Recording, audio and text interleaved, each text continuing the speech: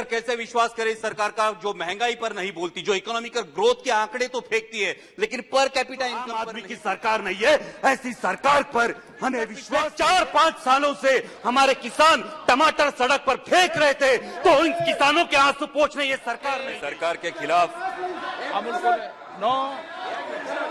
धन्यवाद अध्यक्ष महोदय। मैं सरकार के खिलाफ अविश्वास प्रस्ताव के समर्थन में खड़ा हूं।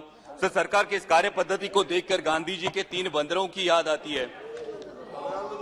सरकार के खिलाफ कुछ भी मत सुनो, चुनाव छोड़ के देश के हालात मत देखो और विपक्ष के नेताओं को आइस करके उनकी बोलती बंद करो।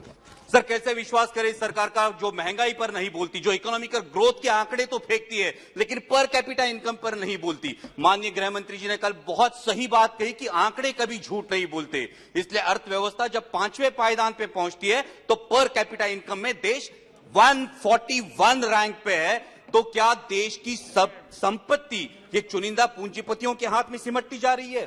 सर ये सरकार ने कई भाषणों में किसान सम्मान निधि की बात की, लेकिन सर किसान सम्मान निधि की बात हुई लेकिन पेस्टिसाइड्स और फर्टिलाइजर्स में 4 से 5 गुना इजाफा हुआ, इसकी बात नहीं की।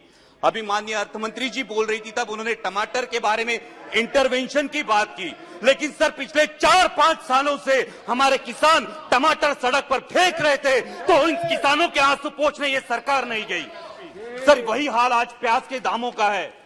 माननीय प्रधानमंत्री जी के जन्मदिन के अवसर पर मेरे चुनाव क्षेत्र के एक प्याज उत्पादक किसान ने प्रधानमंत्री जी को चिट्ठी लिखकर खुदकुशी की और इसका कारण आपके गलत निर्यात धोरण है। सर 63 मून्स टेक्नोलॉजी जैसी कंपनी 13,000 इन्वेस्टर्स का sir last conclude sir 63 moons technology जैसी कंपनी 13,000 इन्वेस्टर्स का नुकसान करती है, 5,600 करोड़ का घपला करती है, लेकिन फिर भी महाराष्ट्र की सरकार एनपीआईडी एक्ट के तहत उन पर कार्रवाई नहीं करती। ये किसके बलबूते पे, किसके इशारे पे होता है? और इसलिए जो आम आदमी की सरकार नहीं है, ऐसी सरकार पर हमें विश्वास नहीं है, इसलिए मैं अविश्वास प्रस्ताव का समर्थन करता हूं। सर सिर्फ लास्ट में एक लाइन में कंक्लूड करता हूं।